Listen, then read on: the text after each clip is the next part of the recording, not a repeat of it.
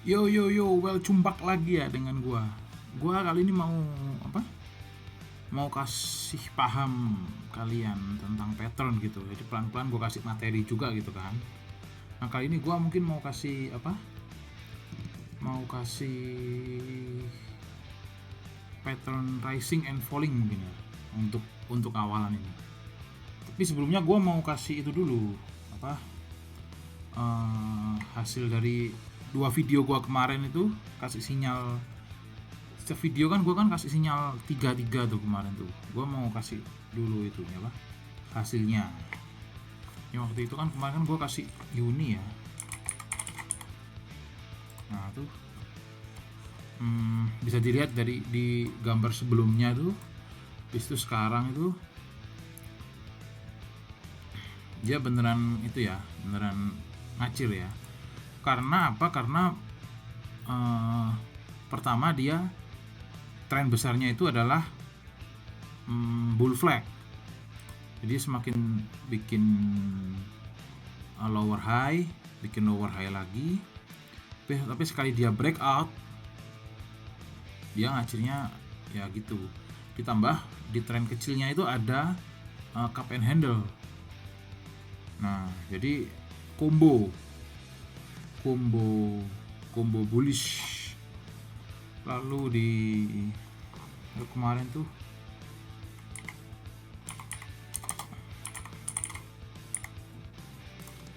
XMR.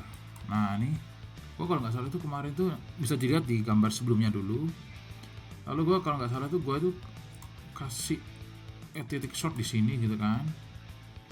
Habis itu dia apa? Di supportnya di sini. Nah, supportnya di situ. Nah dan dia ngacir ke atas. Karena dia juga bull flag.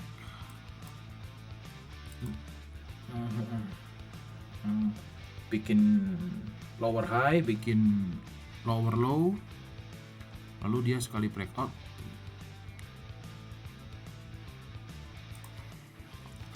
kemarin juga Alice ya.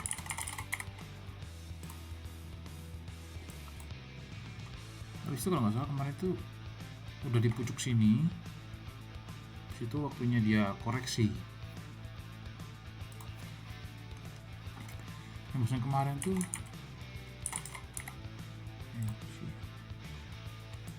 nah ini juga nih, kalau yang ini rising ini, jadi dia bikin higher high. Sebenarnya ini juga bikin itu juga ini, dia juga bikin rising juga, cuman kalau nge-short NFT itu ngeri sedap ya.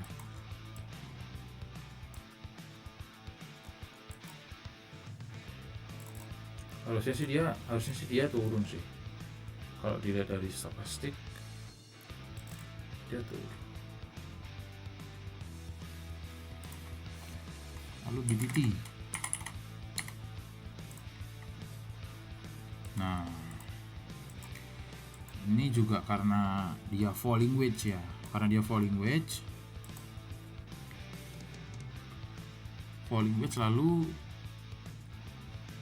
di time frame gedenya falling wedge, lalu di time frame kecil ada rising nih. Dia cuman breakout tapi ini bisa dibilang false breakout gitu ya. Kenapa dia bisa dibilang false breakout? Karena ini kalian lihat. Ini dari stokastik ini dia tingginya segini nih. Tingginya segini tapi di harganya itu masih segini. Gitu kan. Nah, dia breakout lebih tinggi dari harga yang ini nih, tapi di stokastik ada di bawahnya ini. Nah ini adalah indikasi false breakout. Akhirnya terbentuklah bearish divergence. Mungkin bearish divergence mungkin gua ajarin next time lah ya, bearish divergence ini. Di situ dia koreksi dulu ke titik support dulu, baru dia breakout. Ini Kayaknya dia mau koreksi untuk retest atau gimana, habis itu baru lanjut lagi sih. Lalu gue mau itu ya, mau kasih materi tentang falling wedge ya. Kalau falling wedge sih yang kemarin dari sinyal yang di Telegram sih, gue kemarin kasih apa? Nah ini falling wedge nih. Sebenarnya kalau dari naik gini tiba-tiba dia bikin lower high, itu biasanya bentuknya tuh bullish penan. Cuman bullish penan itu kan yang satu turun, yang satu naik gini. Nah kalau ini sama-sama turun dia, makanya dia bentuknya jadi apa? Jadi falling wedge. Nah kalau falling wedge itu lu tarik garis, dia makin lama makin turun yang resistennya nih. Supportnya juga.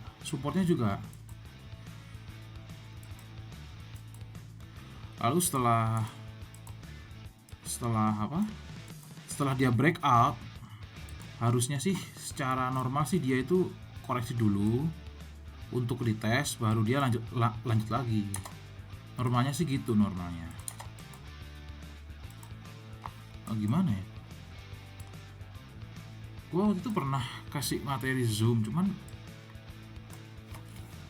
gua tiba-tiba nggak kepikiran ngasih penjelasan yang lebih detailnya itu gimana. Coba yang lain.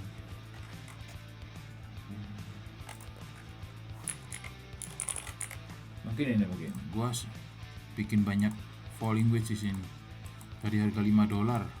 Nah ini cuman di sini tuh banyakannya itu enggak itu ya, dari harga $7 berarti gua kasih sinyal. Ini nanti ada garis itu juga, ini garis apa? Ini garis hijau, ini garis MA99. Mungkin itu next time lah ya. Ya falling wedge itu gimana ya? Falling wedge itu secara teori terjadi karena orang jual terus-terusan. Jadi orang beli dijual gitu kan. Karena sudah harga termurah.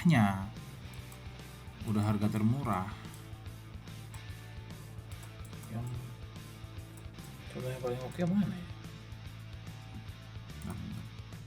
Mungkin ini mungkin.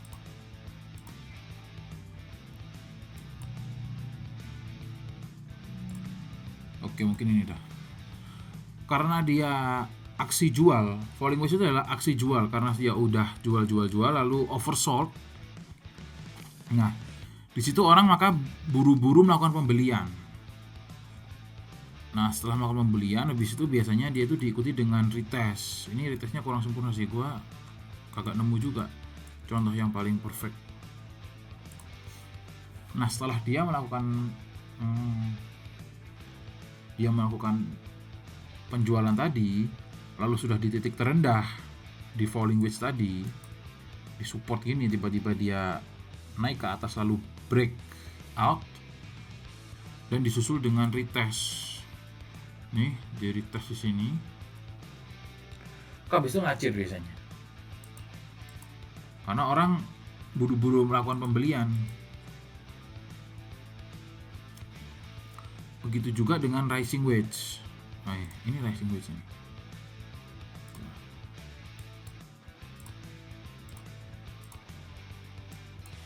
Gue tebelin juga.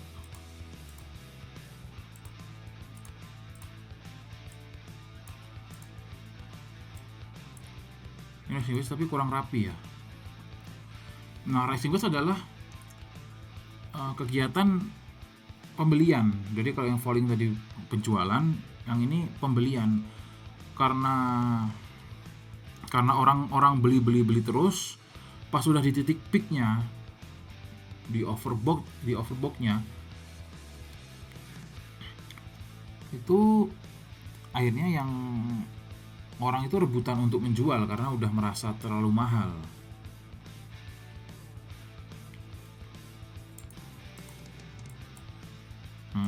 Kira-kira sih gitu, kira-kira logika pattern itu gitu.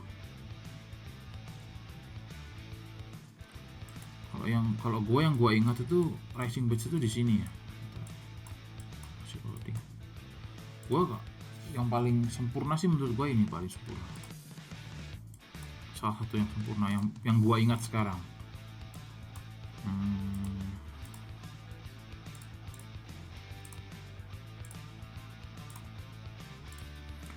Nah ini di sini tuh karena orang punya koin mungkin beli di harga berapa, di harga 30, lalu dia memanfaatkan untuk menjual, makanya terbentuklah ini tadi rising wedge ini tadi. Nah lalu diikuti dengan retest yang paling perfect tuh ya ini retest perfect nih. Setelah retest dan dia tidak bisa masuk lagi di rising wedge tadi, maka habis itu orang pasti udah paham dan akhirnya berbondong-bondong melakukan penjualan, akhirnya kayak gini longsor. Nah gitu. Yang gue inget ini karena waktu itu gue lihat ini sebagai rising wedge, tapi ada banyak channel luar yang bilang ini adalah IHNS.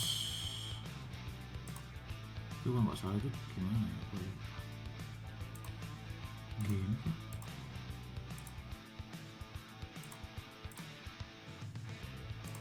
Lalu akhirnya semuanya concern untuk beli karena bilangnya mau ke 70.000. Ya gue cuman waktu itu ya heran aja. Ya mungkin kali ini gitu dulu aja dah. Mungkin next time gue kasih pattern yang lain. Lalu untuk kalau di VIP besok gua mau kasih materi itu cara manajer investasi, kelola duit triliunan, cara entry, TP sama SL-nya. Karena orang itu kan SL pasang entry itu kan sekali masuk gitu kan. Katakanlah pattern ini dah. Katakanlah pattern ini berarti harusnya dia short. Lalu dia entry di sini. Entry di mana katakanlah dia entry di sini dah. Dia entry di sini. Lalu turun ya kan? Lalu turun. Senang tuh. Tiba-tiba dibawa naik lagi, mulai gelisah. Lalu turun lagi. Ini lumayan senang lagi lah, tiba-tiba dibawa naik tapi lebih tinggi nih harganya. Ini harganya lebih tinggi dari harga sini. Nah, biasanya orang akhirnya cut loss. Lalu dia cut loss, habis itu boncos gitu kan. Karena boncos dia cut loss. Habis itu baru ternyata longsor. Habis itu baru nyesel. Karena entry-nya itu sebenarnya emang harusnya bertahap. Kalau dia katakanlah tadi breakdown di sini gitu kan, bisa turun, tiba-tiba dia naik lagi di harga lebih tinggi, ini harusnya ini ada spare uang untuk averaging. Begitu juga dengan TP. Ya nantilah gua ajarin next time. Oke, thank you.